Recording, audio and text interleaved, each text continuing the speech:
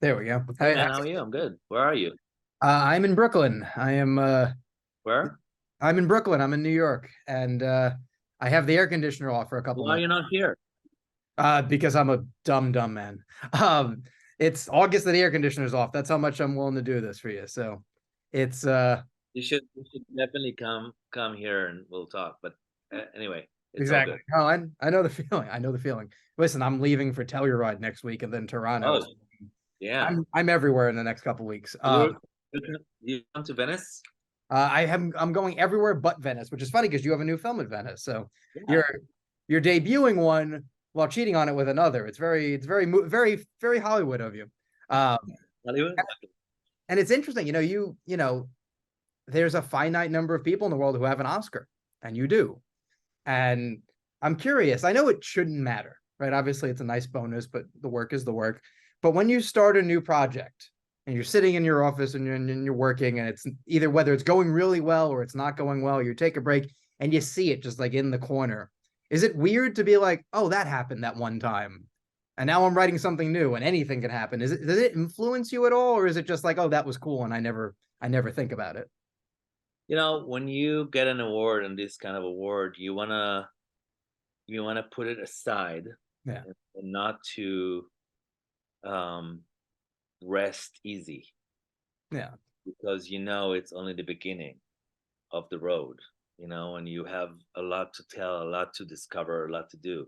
And the work is so demanding. I'm not just patting myself on the shoulder, and I'm not saying, oh, you did this or that. I think that you want to find the challenge. sure. It's always nice to hear people that tell you, listen, your film really influenced me, or really like did that to me. But um it's looking forward. It's like my grandfather said, "Kadima," which Yeah, means forward. You know, and right. that's what I'm doing. I'm waking up in the morning like a yeshiva student, and writing my ass off. And Yeah, and it's hard work that will bring us to the next thing. It's good to have patches sure. on, but it's like you want you want new challenges. But it's nice to have. I don't have it in my office. So I don't Even want better. to. Yeah, Probably better for that. No, I mean, it definitely is easier to get work, I'm sure, when you can go, look what I did, but you still have to make the work good. exactly. Every time you're making a new project, it's always like, okay, what do you have? What do Right, you for sure. And here you have a really interesting challenge, I think, because depending on your audience, you either have subject matter that's very well known, in which case, if you make it very, here's the highlights, people are like, I know that already. And on the other side, you have something kind of to a lot of audience lost to history, where if you don't give the details, people are like, what are you talking about? How did you make it so that my grandmother is very interested in the movie because she's like, oh, I'm well aware of that. Like I idolize that human being, and I'm aware of it, but I'm sure the majority of people buying a ticket are just like, oh, it's a Helen Mirren movie. So how do you find the balance? How do you make it so that each side doesn't feel like they're not getting something? Because I think the movie does a very good job of walking that line of saying this is an important person and you should know who this is, but we're still going to give you enough that in case you don't, you're not going to be lost. Thank you for saying that, first of all. When I was 14 or 15, I watched two movies that influenced me a lot. One was Gandhi Yeah. with Dan Kingsley. I didn't know anything about Gandhi. Yeah. And the other was the Last Emperor by Mm. Bernardo Bertolucci. Um, Golda is people in Israel, like where they 19 or 20, they think that Golda is an ice cream because Sure. there's an ice cream chain named Golda. No one grew on Golda other than like a 60, 70 plus, right? But she was a pioneer in her field. So she's the first woman to lead a country. Yeah. She's the first woman to lead a country in the modern world, in the Western world. And she paved the way to Thatcher, Merkel, and others. Yeah. So I think she made history by just being a woman surrounded by misogynist men in 1973. Now I know that most people don't know her, but I want people to dive into history, to this little sliver of time and this crazy war that shaped the future of a tormented country in a way. Yeah, I mean, Does it make sense? yeah, no, it's because I think a lot of people fall into the trap when they make anything biographical of biting off too much, and like you Yeah, get, yeah, and listen, it's not your biopic from birth to death, right? It's not this. It's not this. In order to do a movie about Golda from birth to death, you need a miniseries like yeah, Chernobyl, you yeah, know, or like the Crown. yeah, This is not it. This is like Jackie, like movies that dive into one specific time in history, like the downfall of Hitler. yeah. Here's a big old movie, you Mhm. know. Yeah, but I want to know more about Hitler. Well, No, there are no, plenty of resources for you if you'd like that. exactly. Yeah, Google it. You know. exactly. But it is, I think it's a very cinematic thing to give you a moment in time. Because if you read a book on Golda or on Lincoln, on anyone, you want a lot. I want all the information. I'll decide what the focus is on. But in a 90-minute to 3-hour movie, whatever the length you have, give me a moment that will illuminate what you want me to learn about this person. And I think it was really interesting that instead of it being overtly about the misogyny, it's there and very kind of like low key and clearly not new, but it's a lot more about, well, this was a wartime leader, and all of that was kind of like, yeah, we could argue about that, but I gotta go do this. Like, are you gonna be a pain in the ass, or are you gonna get in line?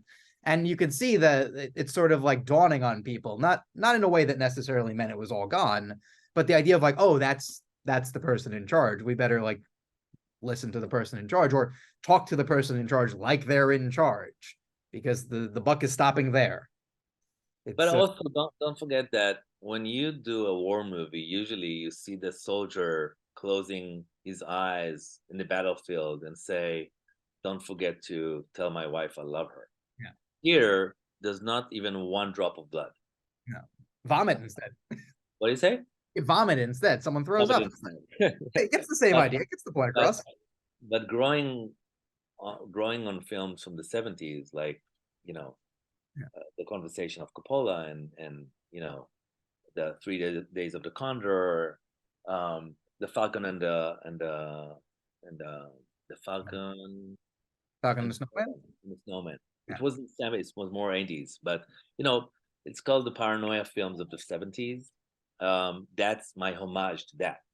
for sure. I felt that I want to be dire, I want to be dark, I want to be like um, paranoid. I want to have the ticking clock, and I do want to have her isolated, like in the loneliness within those rooms.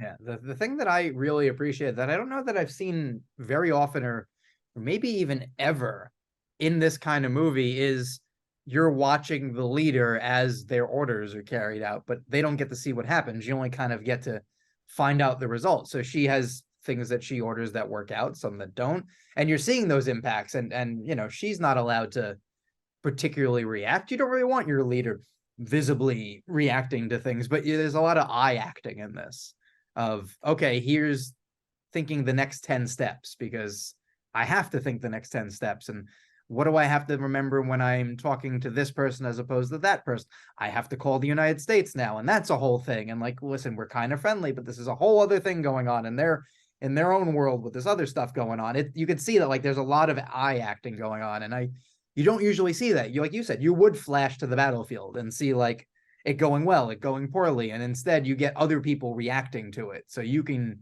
kind of project this, your sense of like, yes, this is in the grand scheme of all the wars, it's relatively small in the books, but if you're there, it was the only war going on for you, and that was pretty bad. I think it was very interesting to do that. And was that always the intent, or was that somewhat just the style or budgetary? Like, how did you come upon that idea? It was first of all, thank you for saying that. It was shaped on the go Yeah. because when I read the script for the first time, it was 80% war, 20% Golda, Okay. and I said that if they want me to do that, um, I wanted to be 80% Golda and 20% war, and that was a decision that we took on ourselves, and we start shaping the script and digging and digging and digging with Helen, and making it more and more character piece rather than just your typical biopic. Oh yeah, I know it definitely feels. Also, I'm sure the money people are like, that sounds like a cheaper movie. Yeah, we'll do that. I like that one. Let's do that one. You know, Well, my two terms to make this movie was that I want Israeli actors to play the commanders, and that I want to do it in black and white. yeah. Well, you got half And of it. they told me, forget about the black and white; it's not going to happen. And the actors, yes, we'll Yeah. bring you. Did you try saying like all these other big name directors get to do it, and then they just laugh at you? They're like, yes, yeah, we know Christopher Nolan gets to make movies in black and white. That's nice for him. You get to make Exactly. it in color. Exactly. It does. I think obviously I think black and white for period work is always interesting, but I don't think you lose anything by doing it, because I think you get to appreciate that there is a sense of time. You know, there's a lot of cigarettes in this movie. You know, there's enough things to let you know where you are, that you don't necessarily need that extra bit. And I think it doesn't make you focus on the visuals as much. I think you're let into the world. And I think you made a very astute call on the actors, because I don't necessarily know that you need a bigger name, quote unquote, for any of the actors, but you need them to look the part.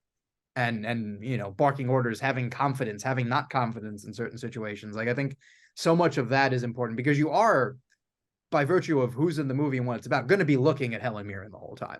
So Yeah. like I think it's a very interesting, and made sense to be, well, when you glimpse over at this other guy, it should look right and it should sound right. And then because you're going right back to look at the money over there. So I think it worked out really well.